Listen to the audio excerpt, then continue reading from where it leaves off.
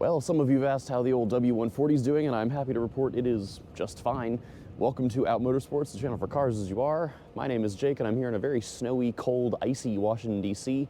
Let's take a ride, and I'll tell you all about it. So we've had a pretty big, impactful, once-in-a-decade sort of snowstorm here in the D.C. area, and it actually hindered my travel getting home from the Bridgestone Winter Driving School, but I came home and was able to immediately put the skills I learned and refreshed on to the test in the W140 because it is on Blizzak WS90s, which is the outgoing tire that is being replaced by that Bridgestone Ice Peak.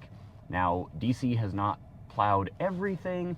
Turns out they don't really do alleys. That's really up to whoever owns the buildings that are nearby. And then they're doing like street by street on a weird basis, and then all of this has iced over, so it's all very difficult to get around it. Now, the W140 has been a total champ, and we're gonna go ahead and do something maybe a little dumb and go through the unplowed part of this one alley because I think it'll get through it.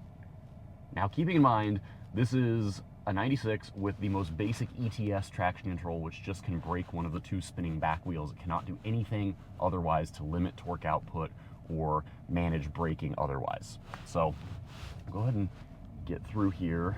And like I said, this is all frozen over at this point, so I think we can get through this. Other people sure have been. So we're just gonna go.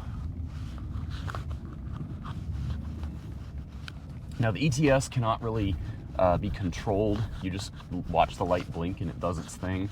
But these WS90s have been just invincible in the snow. You just have to keep your foot in it a good bit and not worry about all the grindy sounds that come from the ABS pump kind of doing its thing. I have felt very smug driving around in a 30-year-old rear-wheel drive sedan while people in G-Wagons and Jeeps go very slowly, but it really doesn't seem to care a whole lot, and even getting away from a stop, you just have to put your foot in it and it'll go. Really, the biggest challenge with all this is just the clearance of the nose, because you have to make sure you've got enough of it. And then of course, some of these neighborhood roads, you know, these are plowed enough. It's getting better by the day, but it's been quite the challenge. The first couple days I got back in town, it was messy, and I really was putting these Blizzaks to work. Thankfully, most of the main roads now are clear. It's just those alleys and side streets that are more of a problem. But regardless, it's really nice to just, you know, have all this. And yeah, I know this car would not have gotten anywhere on all seasons. It has an open differential, and you know, it's rear-wheel drive. It's not going to happen. So thankfully, these tires have worked out pretty nicely.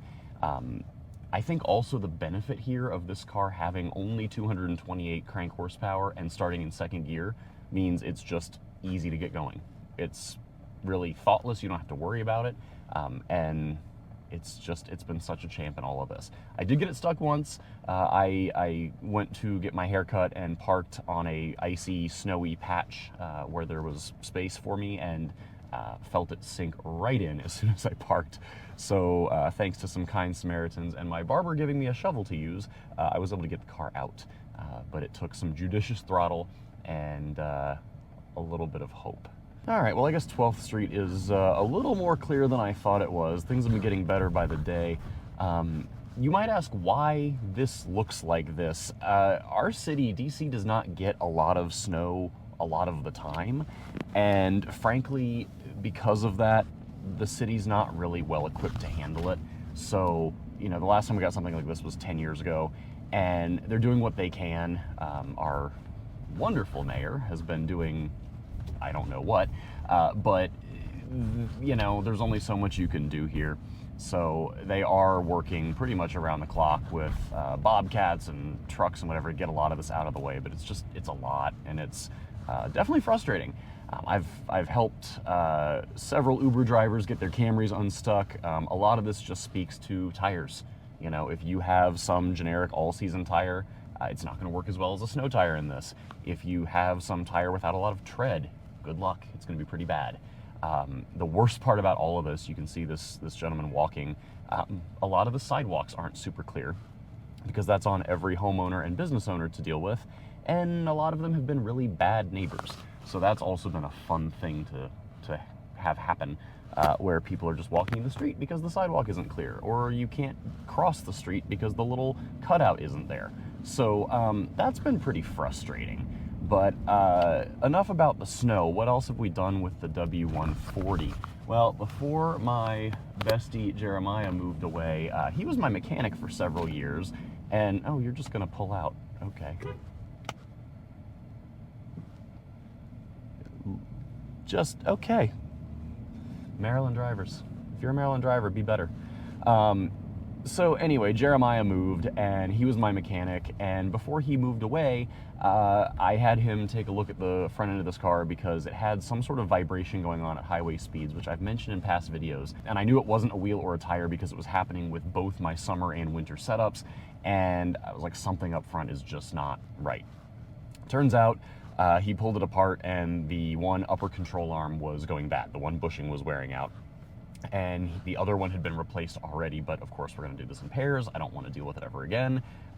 Now the problem is, when you pull all this apart, you're going to take a lot of other components off to get the upper control arms out of the car.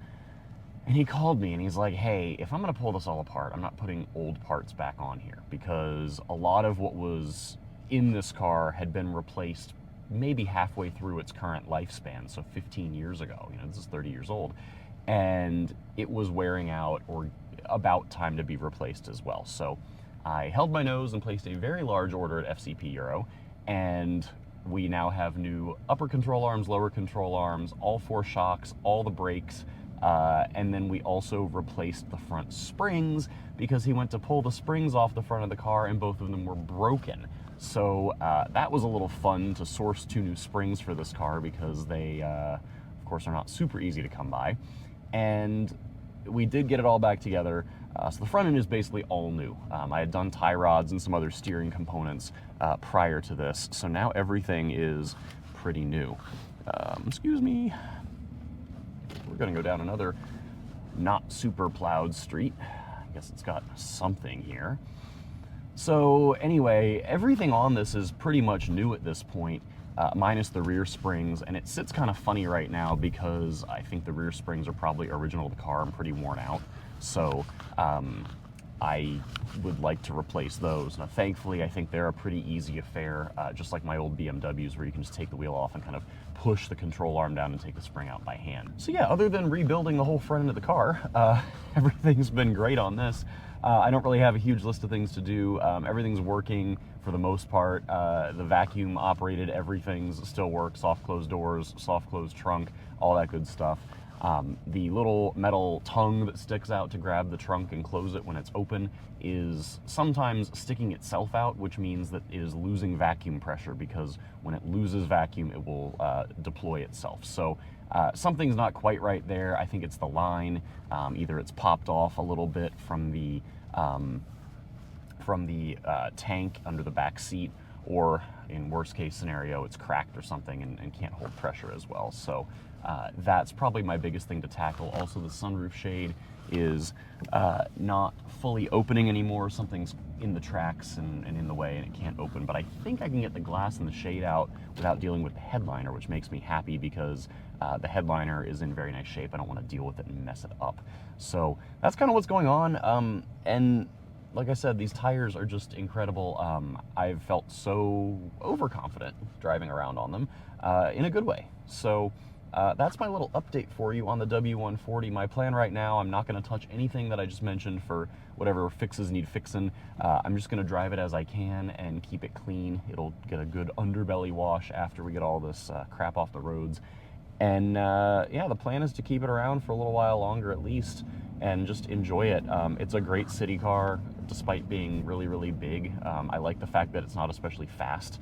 It's just a very relaxed cruiser. So it's definitely been a car that's wormed its way into my heart. I never would have picked this for myself, but I'm glad to have saved it from the junkyard, and the more I drive it, the more I like it. We're at 148,661 miles, and I think I'd like to get it at least to 155 before passing it on, because 155 is the first high mileage badge you can get from Mercedes-Benz. It translates, I think, to 250,000 kilometers. So that is the plan, and that's where we're at. Thank you so much for watching. Be sure to like, share, comment, subscribe, all that good stuff. and we'll see you for the next one.